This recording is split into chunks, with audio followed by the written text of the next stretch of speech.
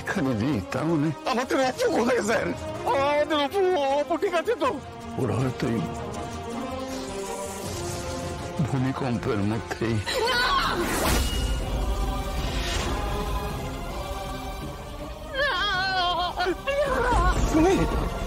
আমি এত বড় কোনো অপরাধ করিনি রে, আমাকে এরকম শাস্তি পেতে হবে। আমিও বিশ্বাস করি না আমাদের উপরে এরকম কিছু হয়েছে। হয়তো এরকম যেভাবে সব ধ্বংস হয়েছে সতীনাথ বাবু, খারাপ নাই মাথায় আসছে। হয়তো দুজনে ওই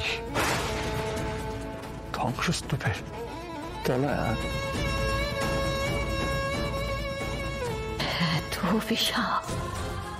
এত অভিশাপে একজন মেয়ে, না না না না।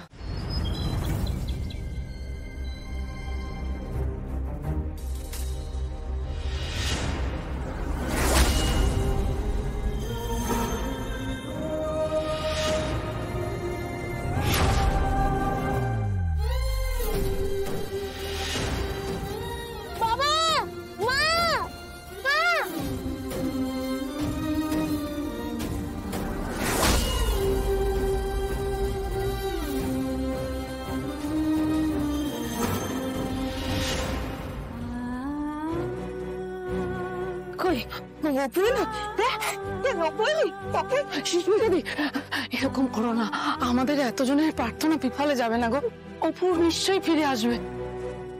বলছিলাম কি, আপনি ভেতরে গিয়ে বসুন না, কতক্ষণ দাঁড়িয়ে থাকবেন? এবার তো শরীর খারাপ করবে আপনার।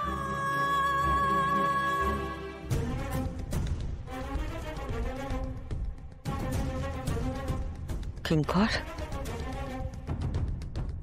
আর্য তোমার সঙ্গে ছিল তাই তো? ও ছিল তো তোমার সাথে? কি হলো কিঙ্কর? আমি তোমাকে কিছু জিজ্ঞেস করছি। আর্য ছিল তো তোমার সাথে? আমার সঙ্গে ছিল, কিন্তু আমার কোনো কথাও শোনেনি।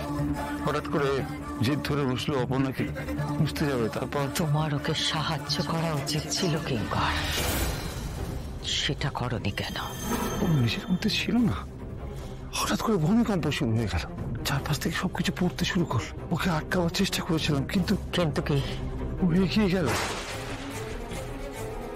ও হঠাৎ পড়ে গেল ধ্বংসস্তূপের মধ্যেখানে। আমি অনেক খোঁজার চেষ্টা করলাম, কিন্তু ওকে পাইনি। পাওনি তো ফিরে এলে কেন এখানে?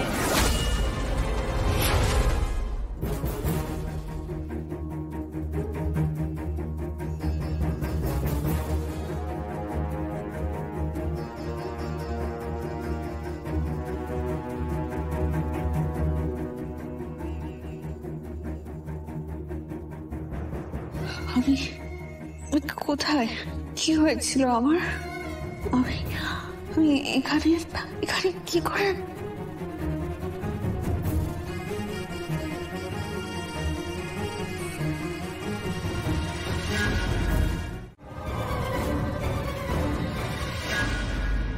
7 দিন ধরে কালী মায়ের পুজো হয় এইখানে।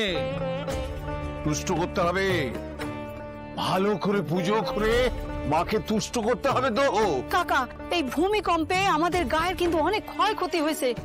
এর মধ্যে মায়ের পুজো এত বড় কইরা টানা কি সম্ভব? ওরে ফাড়া কাটাবার জন্যই তো বলছি, এসব হলো কেনে? বল, এসব হলো কেনে? মা খেপেছিল তাই।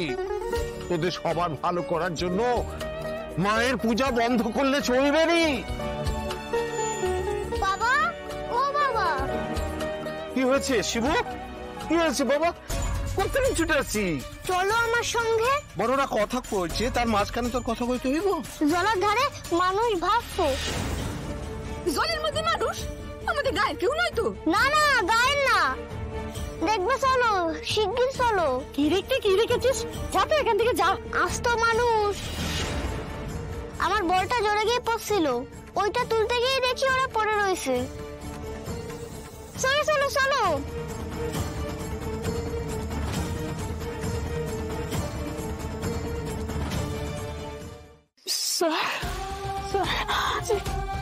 স্যার আমি আমি আমি স্যার আমি সরি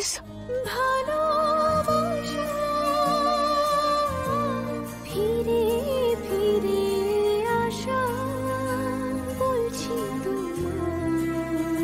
চিরদিনই তুমি যে আমার চিরদিনই তুমি যে কি হলো দাঁড়িয়ে আছো কেন কিঙ্কর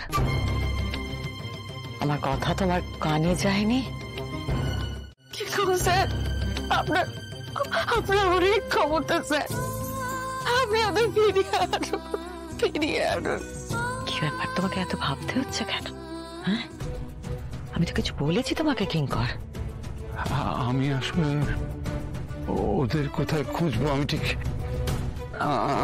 ভেবে উঠতে পারছি না তাই পারবে না তো পারবে না তুমি তাহলে এতদিন ধরে এত বড় বড় কথা কেন বলতে তুমি